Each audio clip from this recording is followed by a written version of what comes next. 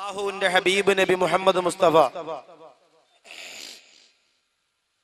സല്ലല്ലാഹു അലൈഹി വസല്ലമ തങ്ങൾ ആ സഹോദരനോട് പറഞ്ഞു കൊടുത്തു, നരകത്തിന്റെ കനൽക്കട്ടകളെ കൊണ്ട് നിർമ്മിക്കപ്പെട്ട 2 ചെരുപ്പുകൾ നരകത്തിന് അവകാശപ്പെട്ട ഒരു മനുഷ്യന്റെ കാലിലേക്ക് അണിയിക്കപ്പെടുകയാണ്. ഏറ്റവും ചെറിയ ശിക്ഷയായി പറയുന്നത്, നരകത്തിന് അർഹതപ്പെട്ട മനുഷ്യന്റെ 2 കാലുകളിലേക്ക് നരകത്തിന്റെ കനൽക്കട്ടകളായ തീക്കട്ടകളായ കനലുകളെ കൊണ്ട് കട്ടകളെ കൊണ്ട് നിർമ്മിക്കപ്പെട്ട 2 ചെരുപ്പുകൾ കൊണ്ടുവന്ന് അണിയിക്കുകയാണ്. ആ 2 ചെരുപ്പിന്റെ ഗാംഭീര്യത കൊണ്ട്, അതിന്റെ വീര്യം കൊണ്ട്, അതിന്റെ ശക്തി കൊണ്ട് ആ ചെരുപ്പ് ധരിച്ച മനുഷ്യന്റെ തലച്ചോറ് പോലും തിളച്ചു മറിഞ്ഞ് പുറത്തേക്ക് വരും. ശരീരത്തിന്റെ എല്ലാ ഭാഗങ്ങളും ഉരുകി ഒലിച്ചു പോകും. അല്ലാഹുവിന്റെ ഹബീബ് നബി മുഹമ്മദ് മുസ്തഫ സല്ലല്ലാഹു അലൈഹി വസല്ലമ തങ്ങൾ പറയുന്നു, ഇതാണ് നരകത്തിന്റെ ഏറ്റവും ചെറിയ ശിക്ഷ. അല്ലാഹു എന്നെയും നിങ്ങളെയും കാത്തുരക്ഷിക്കുമാറാകട്ടെ. നരകത്തിന്റെ 2ാമത്തെ കവാടത്തിലൂടെ കടന്നുപോകുന്ന സാമ്പത്തിക സൂക്ഷ്മത പാലിക്കാത്ത സഹോദരങ്ങളെ കുറിച്ചാണ് നാം ഇന്നലെ ചർച്ച ചെയ്ത് നിർത്തിയത്. 3ാമത്തെ നരകം, കല്ലാ ലയുംബദന്ന ഫിൽ ഹുതമ വമാ അദ്റാക മൽ ഹുതമ നാറുല്ലാഹിൽ മൂഖദത്തുല്ലതി തത്വലിഉ അലൽ അഫ്ഇദാ ഇന്നഹാ അലൈഹിം മുഅ്സദാ ഫീ അമദിൻ മുമദ്ദദാ. നരകത്തിന്റെ 3ാമത്തെ കവാടത്തിന്റെ പേര് ഹുതമ എന്നാണ്. ഹുതമ ആരാണ്? ഹുതമയിൽ കടന്നു പോകുന്നതെന്ന് പറയുന്നതിന് മുമ്പ് കരുണക്കടലാര പടച്ചുറമ്പുരാൻ ആ ഹുതമയെ സംബന്ധിച്ച് അല്ലാഹുവിന്റെ റസൂലിനോട് പറഞ്ഞു കൊടുക്കുന്നു, കല്ലാ ലയുംബദന്ന ഫിൽ ഹുതമ. ഹുതമ എന്ന് പറയുന്ന നരകത്തിലേക്ക് അവരെ വലിച്ചഴക്കപ്പെടും, വലിച്ചെറിയപ്പെടും, അതിലേക്ക് പ്രവേശിപ്പിക്കപ്പെടും. തങ്ങളെ വമാ അദ്റാക മൽ ഹുതമ. നരകത്തിന്റെ 3ാമത്തെ കവാടമായ ഹുതമ അത് എന്താണെന്ന് നബിയെ അവിടത്തേക്ക് അറിയുമോ? ഹുതമ എന്തൊരു നരകമാ, അതിലെരിയുമേ കഥ കഴിയുമേ, എരിയും രസതത് വീണ്ടും കൂടിടും, മുറിഞ്ഞിടാതമൽ ചെയ്യണേ അറിയണേ, നരനരകമിൻ്റെ ഇടറകളെയും തുറക്കുമേ, കടക്കുമേ അതിലെരിയുമേ നിങ്ങൾ ഔവലതിൽ ജഹന്നമേ. നബിയേ, നരകത്തിന്റെ 3ാമത്തെ കവാടമാകുന്ന ഹുതമയുണ്ടല്ലോ, ആ ഹുതമ എന്ന് പറഞ്ഞാൽ ഇന്ന് വരെ ആ ഹുതമയ്ക്ക് തീ കൊളുത്തിയതിനു ശേഷം ആ തീയിൽ ഒരൽപ്പം പോലും അണഞ്ഞിട്ടില്ല നബിയേ. ആ തീയിൽ നിന്ന് ഒരൽപ്പം പോലും കുറഞ്ഞിട്ടില്ല. ആളി പടർന്നുകൊണ്ടിരിക്കുന്നതല്ലാതെ, പടർന്നു പന്തലിച്ചു കൊണ്ടിരിക്കുന്നതല്ലാതെ ഹുതമ എന്ന് പറയുന്ന നരകത്തിന്റെ 3ാമത്തെ കവാടമുണ്ടല്ലോ, ആ കവാടത്തിൽ നിന്ന് ഒരൽപ്പം പോലും ചോർന്നു പോയിട്ടില്ല നബിയേ. ആരാണതിൽ കിടക്കുന്നത്? സൂറത്തുൽ ഹുമസ പരിശോധിക്കുമ്പോൾ അതിന്റെ അവസാനമാണ് ഹുതമയെ കുറിച്ച് ഞാൻ ഈ പറഞ്ഞ ആയത്ത്. അതിന്റെ ആദ്യം പറയുന്നുണ്ട്, ആരാണ് ഹുതമയ്ക്ക് അർഹതപ്പെട്ടവരെന്ന് പറയുന്നുണ്ട്. വൈലുല്ലി വൈലുല്ലി കുല്ലി ഹുമസത്തിൽ ലുമസാ. കുത്തി സംസാരിക്കുന്നവരും പരിഹസിക്കുന്നവരും, പരസ്പരം പരിഹസിക്കുന്നവരും കുത്തി സംസാരിക്കുന്നവരും കളിയാക്കുന്നവരുമാണ്. അവരാണ് ഏറ്റവും വൃത്തിഹീനമായ നരകത്തിന്റെ 3ാമത്തെ കവാടത്തിലൂടെ കടന്നു പോകുന്നവർ, അഥവാ നാവിനെ സൂക്ഷിക്കാത്തവര്. ഇലക്ഷനൊക്കെ വരികയാണ്. ഏതൊക്കെ മോഡലിലാണ്? നല്ല മനോഹരമായ മാപ്പിളപ്പാട്ടിന്റെ മോഡലിലാണ് രാഷ്ട്രീയ നേതാക്കന്മാർക്കെതിരെ പാട്ടെഴുതുക. ഞാന് പെരുമ്പാവൂർ ഒരു ഭാഗത്ത് അതിന് പോയപ്പോ എടപ്പാൾ ബാബു എന്ന് പറയുന്നൊരു ഒരു പാട്ടുകാരനുണ്ട്. അയാളുടെ ഒരു പാട്ട് കേട്ടു. ആ പാട്ടിനെ തിരിച്ചിട്ട് അവിടെയുള്ള ഒരു രാഷ്ട്രീയ നേതാവിനെ കുറിച്ച് പാടുന്നതും കേട്ടു. എടപ്പാള് ബാബു ആദ്യം പാടിയ പാട്ട് വളരെ മനോഹരമായ പാട്ടാണ്. ഞാൻ എൻ്റെ റസൂലിനെ കനവിൽ കണ്ടേ, ഞാൻ എൻ്റെ നബീനെ നിനവിൽ കണ്ടേ. ഇത് മനോഹരമായ പാട്ടാണ്. പ്രവാചക പ്രേമികൾക്ക് കേട്ടുകൊണ്ടിരിക്കാൻ വലിയ രസമാണ്. ഇതിനെ തിരിച്ചിട്ടിട്ട് പാടുകയാണ്. എൻ്റെ പ്രിയപ്പെട്ടവരെ, തൊലി വിരിഞ്ഞു പോകുന്ന രീതിയിൽ, തൊലി ഉരിഞ്ഞു പോകുന്ന രീതിയിൽ ഒരു സ്ഥാനാർത്ഥിയെ കുറിച്ച് പാടുക. നമുക്ക് ഒരു അല്പം പോലും വിശ്വാസത്തിന്റെ കണുക ഹൃദയത്തിലുണ്ടെങ്കിൽ നമ്മളൊന്നും അത് ചെയ്യരുത്.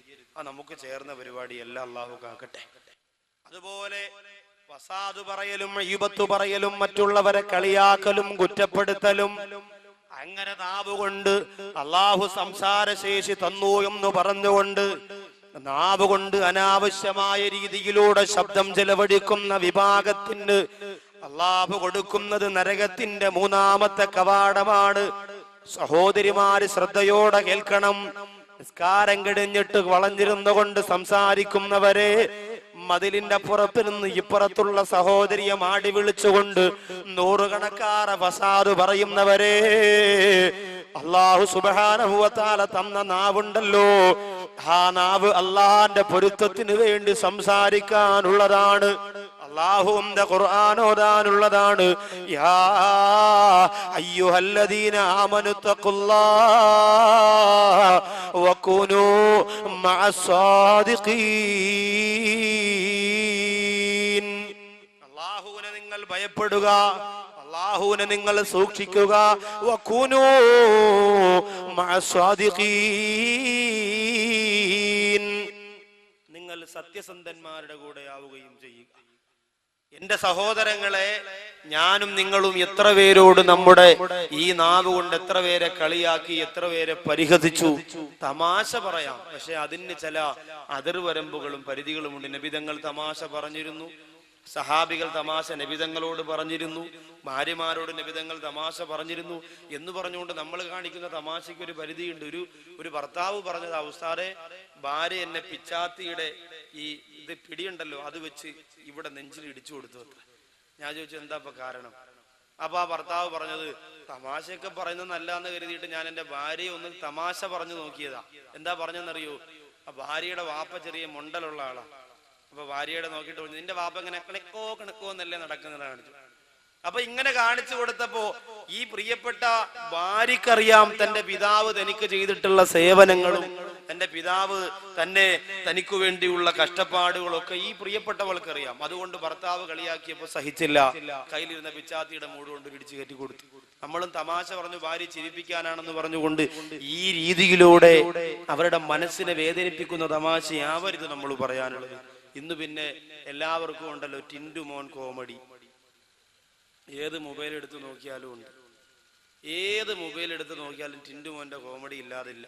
ഇതൊക്കെയാണ് നമ്മുടെ സഹോദരങ്ങൾ ആദ്യം തന്റെ 16ഉം 17ഉം വയസ്സായ പെൺകുട്ടികൾക്ക് ആദ്യം ടിൻഡു മോന്റെ കോമഡി അയച്ചു കൊടുത്തിട്ടാണ് അവസാനം അതിനകത്തൂടെ എന്തെങ്കിലും സെക്സ് വാക്കുകളൊക്കെ കയറ്റി വിടുമ്പോൾ ആ പെൺകുട്ടി തിരിച്ചതുപോലെ അയക്കുകയാണെങ്കിൽ നിങ്ങൾ വിചാരിക്കാം അപ്പൊ കുഴപ്പമില്ല, നമ്മൾ ഉദ്ദേശിച്ച ലെവലിലുള്ള ആള് തന്നെ എന്ന് പറഞ്ഞാണ് വീണ്ടും പിന്നെ പ്രണയത്തിലേക്കും അടുപ്പത്തിലേക്കൊക്കെ വരുന്നത് ടിൻഡു മോനിലൂടെയാണ്.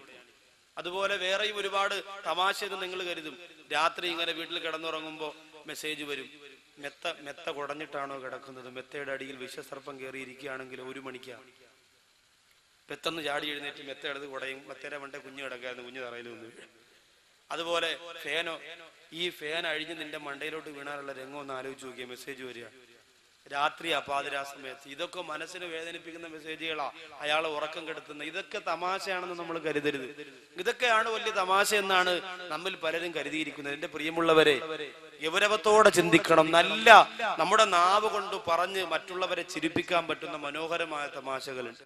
അള്ളാന്റെ ഹബീബ്, സഹാബികൾ അതൊക്കെ നമുക്ക് പഠിപ്പിച്ചു തന്നു. അതിനപ്പുറം ഒരാളുടെ മനസ്സിനെ വേദനിപ്പിക്കുന്ന തമാശകൾ പറയാൻ പാടില്ല. അതുപോലെ കളിയാക്കലും വസാദ് പറയലും ഈവത്ത് പറയലും നാവിനെ സൂക്ഷിക്കണം. നമ്മൾ അതൊക്കെ ഒഴിവാക്കിയേ പറ്റൂ. നിസ്കരിക്കാൻ വേണ്ടി പള്ളിയിലേക്ക് പോകുന്ന പ്രിയപ്പെട്ട സഹോദരങ്ങളെ, നിസ്കാരം കഴിഞ്ഞു, മഗ്‌രിബ് നിസ്കാരം കഴിഞ്ഞു പള്ളിയുടെ ചുറ്റുവട്ടത്തിരുന്ന് കറങ്ങി നടക്കുമ്പോൾ ഇശാ നിസ്കാരത്തിന്റെ ബാങ്ക് വരെയുള്ള സമയം നാടിലുള്ള എത്രയോ കാര്യങ്ങളാണ് അവിടെ ഇരുന്നു കൊണ്ട് നിങ്ങൾ സംസാരിക്കുന്നത്. കാരം കഴിഞ്ഞിട്ട് ഇറങ്ങി വന്ന് കിങ് വീഡിയോ ഇങ്ങോട്ട് കത്തിച്ചു വെച്ചിട്ട് നാട്ടിലുള്ള മുഴുവൻ സഹോദരികളുടെയും ചർച്ച, നാട്ടിലുള്ള മുഴുവൻ രാഷ്ട്രീയക്കാരുടെയും ചർച്ച, ഇതെല്ലാം നടത്തിയിട്ട് എന്റെ പ്രിയപ്പെട്ടവരെ ആ വീഡിയോ അങ്ങോട്ട് കൊളുത്തിയിട്ട് പള്ളിക്കകത്തിരിക്കുന്ന തവാറക്കല്ലി ഓതന ഉസ്താദിനെ കൊതു ഓടിക്കാതിരിക്കാൻ വേണ്ടി അകത്തേക്ക് ഊതി വിട്ടുകൊടുക്കും. പള്ളിയുടെ നടയിൽ നടക്കുന്ന കാര്യമാണ്. ഇശാനിസ്കാരം കഴിഞ്ഞ് വീട്ടിലേക്ക് പോകുമ്പോ ലൈറ്റ് കൊടുത്ത് കയ്യിൽ വെച്ചുകൊണ്ട് പോകുമ്പോഴും ഇതുപോലെ ഫസാദ് മൈബത്തും പറഞ്ഞാണ് വീട്ടിലേക്ക് ചെല്ലുക. സഹോദരിമാരോ, രണ്ട് സ്ത്രീകൾ പരസ്പരം കണ്ടുമുട്ടിയാൽ എന്തെല്ലാം കാര്യങ്ങളാണ് പ്രിയപ്പെട്ടവരെ നിങ്ങൾ പറയുന്നത്. ഇരുതീ ചേർന്നാൽ വലിയൊരു തീയാണ്, ഇരു സ്ത്രീ ചേർന്നാൽ ഉലകിൽ തീ. രണ്ട് സ്ത്രീകൾ ചേർന്നാൽ രണ്ട് തീ ചേരുമ്പോ വലിയ തീയാകുന്നത് പോലെ രണ്ട് സ്ത്രീകൾ ചേർന്നിരുന്നാൽ ലോകം മുഴുവനും കത്തിപ്പോകുമെന്നാണ്. നാവിനെ സൂക്ഷിക്കണേ, നാവിനെ സംരക്ഷിക്കണേ. മോശമായത് പറഞ്ഞുകൊണ്ട്, നാവ് കൊണ്ട് അനാവശ്യമായത് പറഞ്ഞുകൊണ്ട് മറ്റുള്ളവരുടെ പച്ചമാംസം കഴിച്ചിറക്കല്ലേ. അള്ളാഹു എന്നെയും നിങ്ങളെയും കാത്തുരക്ഷിക്കട്ടെ. ആ നാവ് കൊണ്ട് നമുക്ക് മനോഹരമായ ദിക്റുകൾ ചെല്ലാം, ആ നാവ് കൊണ്ട് നമുക്ക് എത്ര സലാത്ത് ചെല്ലാം, ആ നാവ് കൊണ്ട് നമുക്ക് ഖുർആൻ ഓതാം, ആ നാവ് കൊണ്ട് നമുക്ക് എത്രയോ നല്ല നല്ല ഉപദേശങ്ങൾ നമ്മുടെ സുഹൃത്തുക്കൾക്ക് കൊടുക്കാം. അല്ലാഹു നാവിനെ സൂക്ഷിക്കാൻ, നാവിനെ സംരക്ഷിക്കാൻ കരുണക്കടലാറ പടച്ചതമ്പുരാ നമുക്ക് ഭാഗ്യം തരട്ടെ. അപ്പൊ മൂന്നാമത്തെ കാര്യം നാവിനെ സൂക്ഷിക്കലാണ്, നാവിനെ സംരക്ഷിക്കലാണ്. നരകത്തിന്റെ മൂന്നാമത്തെ കവാടത്തിലൂടെ കടന്നു പോകുന്നവര് അവര് നാവ് കൊണ്ട് മറ്റുള്ളവരെ പരിഹസിക്കുന്നവരാണ്, കളിയാക്കുന്നവരാണ്. നാലാമത്തതോ, നരകത്തിന്റെ നാലാമത്തെ കവാടത്തിന്റെ പേര് ഇസ്മുഹു സഈർ. സഈർ എന്നാണ് നരകത്തിന്റെ നാലാമത്തെ കവാടത്തിന്റെ പേര്. ഈ സഈർ എന്ന് പറയുന്ന കവാടത്തിൽ കടന്നു പോകുന്നത് ഒരു വിഭാഗമല്ല, ഖുർആൻ പറയുന്നത് രണ്ട് വിഭാഗമാണ്. സഈർ എന്ന് പറയുന്ന നരകത്തിന്റെ നാലാമത്തെ കവാടത്തിലൂടെ കടന്നു പോകുന്നത് രണ്ട് വിഭാഗമാണ്. അതിലൊന്നാമത്തെ വിഭാഗം ഏതെന്നറിയോ? കുതിബ അലൈഹി അന്നഹു മൻ തവല്ലാ വഅന്നഹു യുളില്ലുഹു വയഹ്ദീഹി ഇലാ അദാബി സഈർ വയഹ്ദീഹി ഇലാ അദാബി സഈർ. സഈർ എന്ന നാലാമത്തെ കവാടത്തിൽ കടന്നു പോകുന്ന വിഭാഗം ഒന്നാമത്തെ വിഭാഗം ആരാണ്? പിശാചിന്റെ കാലടികളെ പിൻപറ്റുന്നവരാണ്. കുതിബ അലൈഹി അന്നഹു മൻ തവല്ലാ, രേഖപ്പെടുത്തി വെച്ചിരിക്കുകയാണ്. ആര് പിശാചിന്റെ കാലടികളെ പിൻപറ്റുന്നുവോ വഅന്നഹു യുളില്ലുഹു, അവനവരെ വഴിപിഴപ്പിക്കുന്നതാണ്. മാത്രമല്ല വയഹ്ദീഹി ഇലാ അദാബി സഈർ, ആളി കത്തിക്കൊണ്ടിരിക്കുന്ന നരകത്തിലേക്ക് അവരെ വലിച്ചെറിയപ്പെടുമെന്നാണ്, സഈറിലേക്ക് അവരെ വലിച്ചെറിയപ്പെടുമെന്നാണ്. പിശാചിനെ തൊട്ട് അല്ലാഹു നമ്മെ കാത്തുരക്ഷിക്കുമാറാകട്ടെ. ഇബ്ലീസിന്റെ ഉപദ്രവം നല്ലതുപോലെ ഉള്ളത് കൊണ്ടാണ് ഇന്ന് പല സ്ഥലങ്ങളിലും ഒരുപാട് പ്രശ്നങ്ങൾ പള്ളിക്കകത്തും പുറത്തും നാട്ടിലും നാട്ടിനകത്തും വീട്ടിനകത്തും ഒക്കെ നടന്നുകൊണ്ടിരിക്കുന്നത്. പിശാച് വിശ്വാസികളുടെ സന്തത സഹചാരിയായി മാറുന്നത് കൊണ്ടാണ്. ഒന്നാമത് പിശാച് എപ്പോഴാണ് കടന്നു വരുന്നത്? ഭാര്യ ഭർത്താവ് ശാരീരികമായി ബന്ധപ്പെടുമ്പോൾ ബിസ്മില്ലാഹി അല്ലാഹുമ്മ ഇന്നി അഊദു ബിക എന്ന് പറഞ്ഞുകൊണ്ട് പിശാചിന്റെ ഇടപെടൽ നിന്ന് കാത്തുരക്ഷിക്കണമെന്ന് പറഞ്ഞുകൊണ്ട് അല്ലാഹുവിന്റെ നാമം പറഞ്ഞുകൊണ്ട് പ്രിയപ്പെട്ട ഭാര്യയുമായി ബന്ധപ്പെടുമ്പോ പിശാച് ഓടി ഒളിക്കുന്നതാണ്. രണ്ടാമതെപ്പോഴാണ് പിശാച് ഓടി ഒളിക്കുന്നത്? ഒരു കുഞ്ഞു പിറന്നു വീണാൽ ആ കുഞ്ഞിനെ നശിപ്പിക്കാൻ വേണ്ടി മാത്രം 10 പിശാച് പിറന്നു വീടുമെന്നാണ്. ആ സമയത്ത് ആ കുഞ്ഞിന്റെ ഉപ്പയോ കുഞ്ഞുമാറി ഏറ്റവും വേണ്ടപ്പെട്ടവരോ വന്ന് ആ കുഞ്ഞിന്റെ വലത്തെ ചെവിയിലേക്ക് അല്ലാഹു അക്ബർ അല്ലാഹു അക്ബർ എന്ന ബാങ്ക് വിളിച്ചു കൊടുക്കുമ്പോ പിശാച് ഓടി ഒളിക്കുമെന്നാണ്.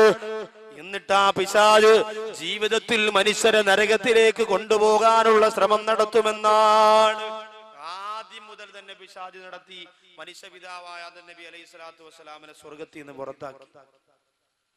ആ സംഭവം നല്ലതുപോലെ അറിയാം.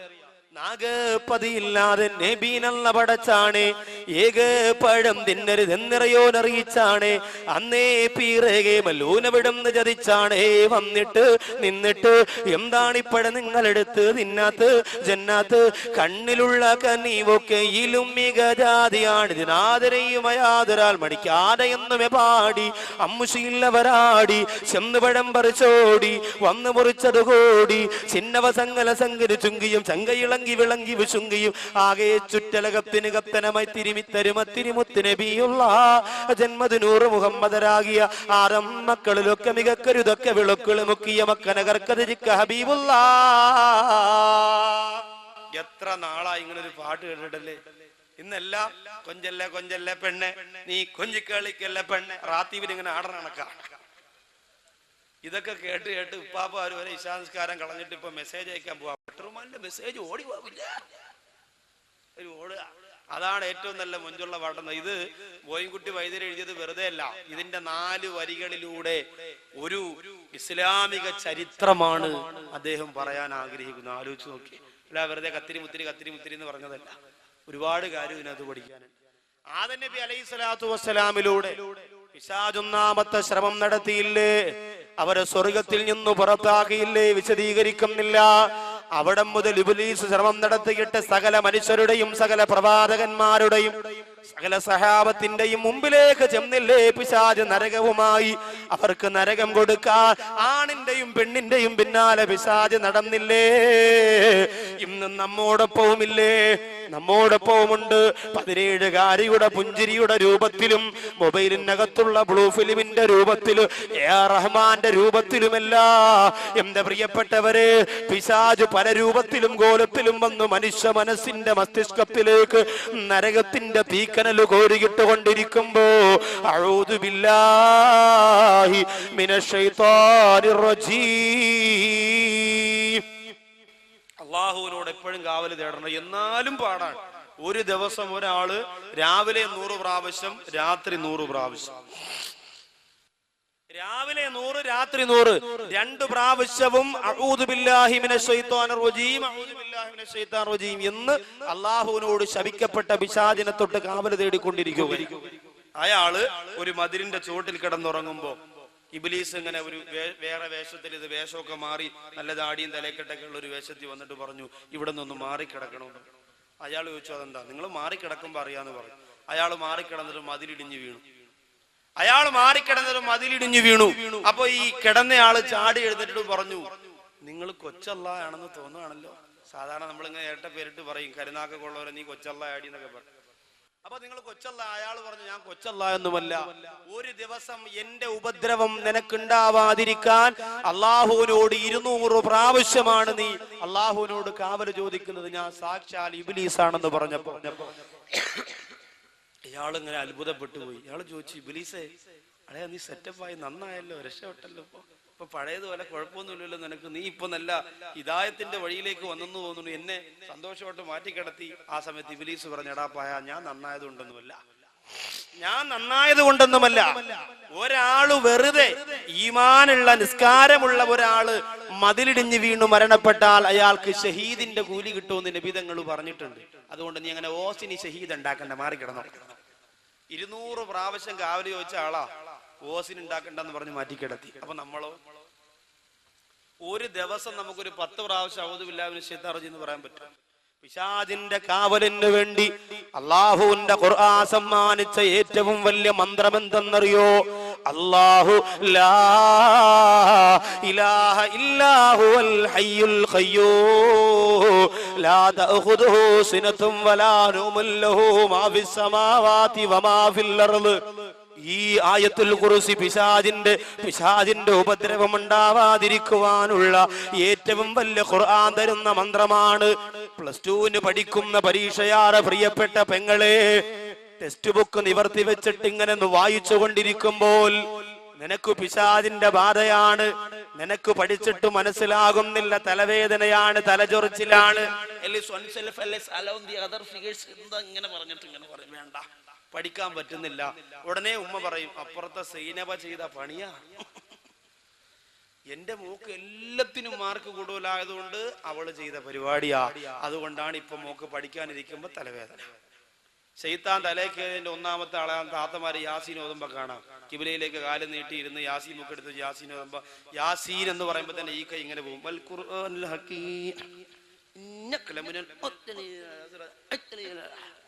ഒരു മുബീൻ തീരുമ്പോ 10 പേര് ഷഹീദാവും. ഇതെന്ത് യാസീൻ ഓതല, ആരെ ബോധ്യപ്പെടുത്താനാ? അപ്പൊ ഇത് പിശാച് തലേ കയറിന്റെ അടയാളമാ. ഒന്നിനും ഒരു ബോധവുമില്ല. യാസീൻ ബുക്കാണ് ഓലക്ക് തവണ കയ്യിരിക്കുന്നത്, ഒന്നും അറിയില്ല. പിന്നെന്താ? പിശാചു വരച്ച വരയിൽ മനുഷ്യ മക്കളാരെ എന്നെയും നിങ്ങളെയും നിയന്ത്രിച്ചു കൊണ്ടിരിക്കുമ്പോ രക്ഷപ്പെട്ടേ പറ്റൂ. ഒരിക്കൽ കലീമുല്ലാഹി മൂസാ നബി അലൈഹിസ്സലാത്തു വസ്സലാം പിശാചിനെ കണ്ടു. പിശാചിനെ കണ്ടപ്പോൾ മൂസാ നബി അലൈഹിസ്സലാം പറഞ്ഞു, ശൈത്താനെ നിന്നെ ഞാൻ വിടൂല, ശപിക്കപ്പെട്ടവനാര ഇബ്ലീസ്, നിന്നെ ഞാൻ വിടൂലടാ. മൂസാ നബി അലൈഹിസ്സലാത്തു വസ്സലാം ഇബ്ലീസിനെ പിടിച്ചു വെക്കുകയാണ്. ഇബ്ലീസ് പറഞ്ഞു, മൂസാ നബിയേ, എന്നെ നിങ്ങൾ വെറുതെ വിട്ടാൽ നിങ്ങൾക്ക് ഞാനൊരു ഇൽമു പറഞ്ഞു തരാം. എന്നെ നിങ്ങൾ വെറുതെ വിട്ടാ മൂസാ നബിയെ നിങ്ങൾക്ക് മനോഹരമായ ഇൽമു ഞാൻ പറഞ്ഞു തരാമെന്ന് പറയുമ്പോ മൂസാ നബി ചോദിക്കുന്നു, നീ എന്താ പറഞ്ഞു തരാൻ പോകുന്നത്? ആ സമയത്താണ് ശപിക്കപ്പെട്ടവനായ ഇബ്ലീസ് ലഅനത്തുല്ലാഹി അലൈഹി മൂസാ നബിയോട് വാള് പറഞ്ഞു കൊടുക്കുന്നത്. ഇബ്ലീസ് ലഅനത്തുല്ലാഹി അലൈഹി അള്ളാന്റെ ശാപം കിട്ടിയ ആളാണെങ്കിലും വലിയ അറിവുള്ള ആളായിരുന്നു. ചേകന്നൂർ ആരായിരുന്നു? ചേകന്നൂരിനെ പോലെ കിതാബ് തിരിഞ്ഞ ആള് ലോകത്തില്ല. പക്ഷേ കിതാബും തലയും ഒരുപോലെ തിരിഞ്ഞുപോയി. കിതാബും തലയും ഒരുപോലെ തിരിഞ്ഞു. നിസ്കാരം 3 വഖത്തേ ഉള്ളെന്ന് പറഞ്ഞു. ഇപ്പോഴും ഉണ്ട് ചേകന്നൂരിന്റെ ആൾക്കാർ 3 വഖത്ത് നിസ്കരിക്കുന്ന ആൾക്കാർ ഇപ്പോഴും ഉണ്ട്, വെറുതെ പറഞ്ഞല്ല. അപ്പൊ ഒരുപാട് അറിവുണ്ടായിട്ട് കാര്യമില്ല. കാരണം ഗുരുത്വവും പൊരുത്തവുമാണ് അറിവ് ഉപയോഗപ്പെടുന്നത്, അറിവ് നാഫിയാകുന്നതിന്റെ പ്രധാന കാരണം. അതുകൊണ്ട് എൻ്റെ പ്രിയപ്പെട്ട ഉസ്താദുമാരോടൊക്കെ എനിക്ക് പറയാനുള്ളത്, നമുക്ക് ഒരു മഹലിൽ സേവനം ചെയ്താൽ അവസാനം കിട്ടുന്നത് എന്താണ്? മതിലൊട്ടിക്കുന്ന കുറെ നോട്ടീസുകളാണ്. 2 കൊല്ലം ഉസ്താദ് മാറിപ്പോകുമ്പം ഇബ്രാഹിക്കാരെ മോള് അവിച്ച ജാമും കൊണ്ടുവരുമായിരുന്നു, സുലൈമാൻ കാക്കാരെ മോള് പുളിമുളകും കൊണ്ടുവരുമായിരുന്നു. അതൊക്കെ പിന്നീടാണ് അറിയുന്നത്. 2 കൊല്ലം ഇരുന്നപ്പോൾ ആരും അറിഞ്ഞില്ലായിരുന്നു. അന്ന് മൊയിലാരെ ഊറ്റി എടുക്കുക, എല്ലാത്തിനും നല്ല ഉഷാറായിരുന്നു. അപ്പോ അത് ഉസ്താദുമാരാ നമ്മൾ ഒരുപാട് ശ്രദ്ധിക്കണം. നമ്മളൊരു മഹലിൽ ഇരിക്കുമ്പോ ഗൗരവത്തോടുകൂടി എൻ്റെ പ്രിയപ്പെട്ട മുത്തഅല്ലിമീങ്ങളോട് പറയാം, ഒരു മഹലിൽ ഞാനോ നിങ്ങളോ ഖതീബായിട്ട് കയറിയാൽ നമ്മളെ ഏറ്റവും അധികം സ്നേഹിച്ചുകൊണ്ട് ഒരുപാട് പേര് അവിടെ. ഒന്നാമത്തെ ദിവസം തന്നെ ഖുതുബയും പ്രസംഗവും കഴിഞ്ഞിറങ്ങുമ്പോൾ ആദ്യം ഒരാൾ വന്നിട്ട് പറയും, ഉസ്താദേ ഇതുവരെ ഈ പള്ളിയിൽ ഇതുപോലെ ഒരു ഖുതുബയും പ്രസംഗവും ആരും കേട്ടിട്ടില്ല. ഇങ്ങനെ പറയുന്ന ആളാണ് ആ മഹലിലെ ഏറ്റവും നമ്പർ 1 പാര. ഒരു സംശയം എഴുതിയിട്ടോ, നിങ്ങൾ എഴുതിയിട്ടോ, ഉറപ്പാണ് ആ കാര്യം. അവരുടെ പാര കാരണം പിന്നെ അവിടെ നിന്ന് മാറേണ്ടി വരും. അതൊന്നാമത്തെ. പിന്നെന്താ പ്രിയമുള്ളവരെ, ഇഖ്ലാസോടുകൂടി അള്ളാഹുവിന്റെ പൊരുത്തത്തോടുകൂടി ചെയ്താൽ 2000 രൂപയാണെങ്കിലും 4000 ആണെങ്കിലും അതിന് വല്ലാത്ത പ്രതിഫലമാണ്. എന്നാൽ പണക്കാരുടെ ആസനം താങ്ങിയിട്ട് സിമ്പതിക്കു വേണ്ടി ചെയ്താലോ, പരിപാലകര് ചെയ്യുന്ന തെറ്റിനെ മൂടിവെക്കാൻ വേണ്ടി, പള്ളിയിലെ ജോലിയിൽ പിടിച്ചിരിക്കാൻ വേണ്ടി അല്ലാഹുവെ മറന്നുകൊണ്ട്, പ്രിയമുള്ളവരെ, പള്ളി പരിപാലിക്കുന്നവർക്ക് തലകുനിച്ചു കൊടുക്കുന്ന പണിയാണ് ചെയ്യുന്നതെങ്കിൽ അല്ലാഹു പൊറുക്കൂല മോനെ. കാരണം നമുക്ക് വലുതല്ലാഹുവാണ്, നമുക്ക് വലുതല്ലാഹുവാണ്, നമുക്ക് വലുതല്ലാഹുവാണ്. എത്ര വലിയ പള്ളിയിൽ നിന്ന് പിരിച്ചു വിട്ടാലും നമുക്ക് ഭക്ഷണം തരുന്നതാരാ? എത്ര വലിയ പള്ളിയിൽ നിന്ന് പിരിച്ചു വിട്ടാൽ നമുക്ക് എത്ര വലിയ രോഗം വന്നാൽ ആ രോഗം മാറ്റുന്നതാരാ? അതിന് ചികിത്സയ്ക്ക് പണം ചെലവഴിക്കുന്നതാരാ? അത് നമ്മൾ മറക്കല്ലേ. എവിടെയെങ്കിലും ഇരിക്കുമ്പോ പലിശക്കാര് വന്ന് തോളത്ത് കൈയിട്ടിട്ട് ഉസ്താദെ കത്തിച്ചോ, കാശ് ഞാൻ തരാ, നിങ്ങളുമിണ്ടല്ലേ, നിങ്ങൾ അവരോട് പോവല്ലേ, നിങ്ങൾക്ക് എന്താവശ്യം വന്നാലും ചെയ്യുന്ന മഹല്ലാണെന്ന് പറഞ്ഞ് എന്റെ പ്രിയപ്പെട്ടവരെ, പണക്കൊതിയന്മാരുടെ സിമ്പതിക്കു വേണ്ടി അള്ളാഹുവിന്റെ ദീനിനെ കഷണിച്ചു കൊടുക്കുന്ന കാപാലികന്മാരായി മാറിപ്പോയ പണ്ഡിതന്മാരെന്ന പേരല്ല, ഫണ്ഡിഹിതന്മാരെന്ന പേര് തരേണ്ടി വരും. അള്ളാഹു കാത്തുരക്ഷിക്കട്ടെ. അതുകൊണ്ട് എന്റെ സഹോദരങ്ങളോട് വേദനയോടെ പറയുന്നു, ലോകത്ത് നശിച്ചു പോരവരൊക്കെ അറിവില്ലാത്തവരായിരുന്നില്ല. എന്റെ പ്രിയമുള്ളവരെ, നമ്രൂദ് എന്ന് പറയുന്ന സഹോദരന് അറിവില്ലാത്തത് കൊണ്ടല്ല, ഫിർഔന് അറിവില്ലാത്തത് കൊണ്ടല്ല, ശേഖന്നൂരിന് അറിവില്ലാത്തത് കൊണ്ടല്ല, ഇബ്ലീസിന് അറിവില്ലാത്തത് കൊണ്ടല്ല, മലക്കുകളുടെ ഉസ്താദായിരുന്നു ഇബ്ലീസ്. എന്നിട്ടെന്തേ അവസാനം മതപതനത്തിന്റെ പടുങ്കുടിയിലേക്ക് വന്നു വീണു. അതുകൊണ്ട് മൂസാ നബിക്കറിയാ, ഇബ്ലീസ് വാളു പറഞ്ഞു കൊടുക്കാമെന്ന് പറഞ്ഞപ്പോ മൂസാ നബിക്കറിയാം ഇബ്ലീസ് നശിച്ചവനാണെങ്കിലും അറിവുള്ളവനാണ്, നശിച്ചു പോയവനാണെങ്കിലും അറിവുള്ളവൻ. അങ്ങനെ മൂസാ നബിയോട് ഇബ്ലീസ് പറഞ്ഞു, ഞാൻ പറഞ്ഞു തരാൻ നബി, എന്നെ ഉപദ്രവിക്കും. മൂസാ നബിയെ പേടിയാ, കാരണം ഒരൊറ്റയടിക്ക് കിബുത്തി വർഗത്തിൽപ്പെട്ട ഒരാളെ കൊന്നുകളഞ്ഞ ആളാ മൂസാ നബി. നമ്മളെ പോലെ ചക്കളത്തടിയും കൊണ്ട് നടന്നതല്ല. ഒറ്റയടിക്ക് ഒരാൾ കീഞ്ഞുപോയി, പിന്നെ ശ്വാസം ഉണ്ടോന്നൊന്നും നോക്കണ്ട, അപ്പോഴേ കൊണ്ടങ്ങ് അടക്കിയാൽ മതി. ഒരേ ഒരു അടി അടിച്ചു, ഒറ്റ അടി അടിച്ചിട്ടുള്ളൂ. ആലോചിച്ച് നോക്കി, അത് മൂസാ നബി. അസ്രായിലിനെ പോലും അസ്രായിലിന്റെ ശരീരത്തിലേക്ക് പ്രഹരം വെച്ചു കൊടുത്ത ഒരേ ഒരു പ്രവാചകൻ കലീമുല്ലാഹി മൂസാ നബി അലൈഹിസ്സലാം മാത്രമാണ്. അതുകൊണ്ട് പിന്നെ എങ്ങനെ ഇബ്ലീസ് പേടിക്കാതിരിക്കും? ഇബ്ലീസ് പേടിച്ചപ്പോ ഇബ്ലീസിനോട് മൂസാ നബി അലൈഹിസ്സലാത്തു വസ്സലാം ക്ഷമ കാണിച്ചു. ഇബ്ലീസ് പറഞ്ഞു, മൂസാ നബിയെ, നിങ്ങൾ എന്നെ ഉപദ്രവിച്ചില്ലെങ്കിൽ നിങ്ങൾക്ക് ഞാൻ 3 കാര്യം പറഞ്ഞു തരാം. ഞാനൊരു മനുഷ്യനെ വലയിലാക്കുന്നത് 3 സമയത്താണ്. ഒരു മനുഷ്യനെ ഞാൻ നശിപ്പിക്കുന്നത് 3 സന്ദർഭങ്ങളിലാണ്. ഒരു മനുഷ്യനെ ഞാൻ നരകത്തിലേക്ക് കൊണ്ടുപോകാൻ ഒരുക്കി വെക്കുന്നത് 3 സമയത്താണ് നബിയേ. ആ 3 സന്ദർഭങ്ങളിൽ മനുഷ്യൻ എന്നെ സൂക്ഷിച്ചാൽ, ആ 3 സമയങ്ങളിൽ മനുഷ്യൻ എന്നെ ശ്രദ്ധിച്ചാൽ അവർക്ക് നരകത്തിൽ നിന്ന് രക്ഷപ്പെടാം. ഇബ്ലീസ് ലഅനത്തുല്ലാഹി അലൈഹി പറയുമ്പോ കൊതിയോടെ, ആർത്തിയോടെ, ആവേശത്തോടെ മൂസാ നബി അലൈഹിസ്സലാം ചോദിക്കുന്നു, ആ 3 സമയങ്ങൾ എപ്പോഴാണ്? എന്റെ പ്രിയമുള്ള സഹോദരങ്ങളെ, ഈ തഴവാകുറ്റിപ്പുറത്ത് നുസ്രത്തുൽ അനാം എന്ന പാവപ്പെട്ട സഹോദരങ്ങളുടെ സംഘടനയുടെ 2ാമത് വാർഷികത്തിന്റെ അത് കേൾക്കാൻ വേണ്ടി ഒരുമിച്ച് കൂടിയ എന്റെ പ്രിയപ്പെട്ട സഹോദരങ്ങളെ, ഈ 3 സന്ദർഭത്തിൽ ഞാനും നിങ്ങളെ ഇബ്ലീസിനെ ശ്രദ്ധിക്കണം കേട്ടോ. ഈ 3 സമയത്ത് പിശാചിന്റെ പിന്തലമുറക്കാരായി മാറാതിരിക്കാ ഞാനും നിങ്ങളും ഗൗരവത്തോടെ പ്രവർത്തിക്കണേ. അതിൽ 1ാമത് എപ്പോഴാന്ന് ചോദിക്കുമ്പോ മൂസാ നബിയോട് പിശാച് പറഞ്ഞു കൊടുക്കുന്നു, നബിയേ, ഒന്ന് കോപം വരുമ്പോഴാണ്, ഒന്ന് ദേഷ്യം വരുമ്പോഴാണ്. ദേഷ്യം വരുമ്പോ ഇബ്ലീസ് വരുമോ എന്ന് ശ്രദ്ധിച്ച് സംസാരിച്ചില്ലെങ്കിൽ പലതും വിളിച്ചു പറയും നമ്മൾ. അവസാനം നമ്മൾ മെസ്സേജ് അയക്കും, അന്നേരം തോന്നിയ ദേഷ്യത്തിൽ വിളിച്ചു പറഞ്ഞതാ, പൊരുത്തപ്പെടണം, കാര്യമില്ല. പള്ളിയുടെ പൊതുയോഗത്തിനൊക്കെ നമ്മൾ കണ്ടിട്ടില്ലേ? പൊതുയോഗത്തിനൊക്കെ പിന്നെ ഇപ്പോ കാശുകാർക്കും വലിയ വലിയ സ്ഥാനമുള്ളവർക്കൊക്കെ അല്ലേ സംസാരിക്കാൻ പറ്റും. പാവപ്പെട്ട ആരെങ്കിലും അസ്സലാമു അലൈക്കും, എനിക്കൊരു കാര്യം പറയണമെന്ന്, ആള് കൊള്ളാ, ഇവിടെ തെണ്ടി തിരിഞ്ഞ് കിടന്ന കാലണെങ്കിൽ വരയിലാണ്, അച്ഛനെ വരടാ, അവനെ ഒതുക്കി അവിടെ ഇരുത്തും. കാശുകാർക്ക് സംസാരിക്കാം. സാറ് പറയും, അപ്പൊ സാറ് സ്കൂളിൽ പോയിട്ടൊന്നുമില്ല, സാറിന് കുറച്ച് നോട്ട് പോക്കറ്റ് ഉണ്ട്, അതാണ് സാറ്. എന്റെ പ്രിയപ്പെട്ടവരെ, ആലോചിക്കണം. അങ്ങനെ സമ്പന്ന വർഗത്തിന്റെ കുപ്പകയായി ഇസ്ലാമിന്റെ ചില കാര്യങ്ങളൊന്നും മാറിക്കൊണ്ടിരിക്കുകയാണ്. അല്ലാഹു കാത്തിരക്ഷിക്കുമാറാകട്ടെ. അപ്പോ ദേഷ്യം വരുമ്പോ നാം ശ്രദ്ധിച്ച് സംസാരിക്കില്ലെങ്കിൽ പ്രശ്നമാണ്.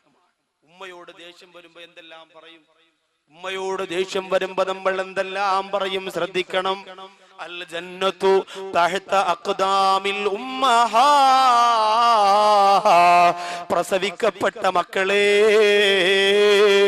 നമുക്ക് അല്ലാഹു തരുന്ന സ്വർഗ്ഗം ഉമ്മാടെ കാൽപാദത്തിന്റെ ചോട്ടിലാണ്. മറക്കാൻ പാടില്ല, ഉമ്മാടെ കാൽപാദത്തിന്റെ ചോട്ടിലാണ് നമുക്കുള്ള സ്വർഗ്ഗം. അതുകൊണ്ട് ഉമ്മയോട് സംസാരിക്കുമ്പോ ദേഷ്യത്തോടെ സംസാരിക്കരുത്. അപ്പൊ വാപ്പയോട് സംസാരിക്കുമ്പോ ദേഷ്യപ്പെടാമോ? പാടില്ല. വാപ്പയും ഉമ്മയും നമ്മുടെ ഗുരുനാഥന്മാരെ പോലെയാണ്. നമ്മുടെ ഗുരുനാഥന്മാരെ പോലെയാണ് അല്ലാഹുവും റസൂലും കഴിഞ്ഞാൽ പിന്നെ നമുക്ക് ഏറ്റവും വലുത് നമ്മുടെ ഉമ്മയല്ലേ, നമ്മുടെ ഉപ്പയല്ലേ. ആ മാതാപിതാക്കളുടെ പൊരുത്തം നുസ്രത്തുൽ അനാമിന്റെ പ്രിയപ്പെട്ട സംഘാടകര് നേടിയെടുക്കണമെന്ന് വേദനയോടുകൂടി ഞാൻ ഓർമ്മപ്പെടുത്തുകയാണ്. കാരണം നിങ്ങൾ ഈ ചെയ്യുന്നത് നല്ലൊരു പ്രവൃത്തിയാണ്, നിങ്ങൾ ഈ ചെയ്യുന്നത് വളരെ ഒരു പുണ്യകാര്യമാണ്. അതിന് അല്ലാഹുവിന്റെ മുന്നിൽ പ്രതിഫലം വേണം മോനെ. ആരുടെയും കയ്യടി വേണ്ടടാ, ആരുടെയും ഒത്താശ വേണ്ടടാ. ജനങ്ങൾ നിങ്ങളെ കുറ്റപ്പെടുത്തട്ടെ, പരിഹസിക്കട്ടെ, കളിയാക്കട്ടെ, ആരും നിങ്ങൾക്ക് സർട്ടിഫിക്കറ്റ് തരണ്ട. അല്ലാഹുവിന്റെ കോടതിയിൽ ചെല്ലുമ്പോ അല്ലാഹു അർശിന്റെ താഴെ ഒരുമിച്ച് കൂട്ടുന്ന യുവാക്കളുടെ കൂട്ടത്തിൽ എന്റെ പ്രിയപ്പെട്ട കൂട്ടുകാരെ, നിങ്ങൾ ഉണ്ടാവാനുള്ള കൊതിയോടുകൂടി ഞാൻ പറയുകയാണ്. ആരുടെയും സിമ്പതിക്ക് വേണ്ടിയല്ല. അതുകൊണ്ട് ഉമ്മാടെയും ഉപ്പാടെയും പൊരുത്തം ഇതിന് നിർബന്ധമാണ്. ഈ രാത്രിയാണെങ്കിൽ ഈ രാത്രി തന്നെ നൊന്തു പ്രസവിച്ച ഉമ്മയോട് പോയി പറയണം, ഉമ്മ തടവ കുറ്റിപ്പുറത്ത് നുസ്രത്തുൽ അനാമിന്റെ പ്രവർത്തനം കൊണ്ട് അള്ളാന്റെ പൊരുത്തം നേടാൻ കൊതിച്ചുകൊണ്ട് ജീവിക്കുന്നവനാണ് ഞാൻ. അതുകൊണ്ട് എന്റെ പ്രിയപ്പെട്ട ഉമ്മ, നിങ്ങളുടെ പൊരുത്തക്കേട് എനിക്ക് തരല്ലേ, നിങ്ങളുടെ ഗുരുത്തക്കേട് എനിക്ക് തരല്ലേ.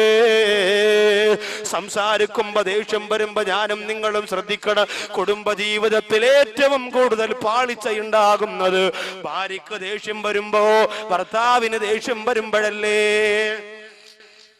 കുടുംബ ജീവിതത്തിൽ ഏറ്റവും കൂടുതൽ പാളിച്ച വരുന്നത് എപ്പോഴാണ്? നാളെ ഇൻഷാ അല്ലാഹ് ചേനാവള്ളി, എന്ത് സ്ഥലം? ചേരാവള്ളി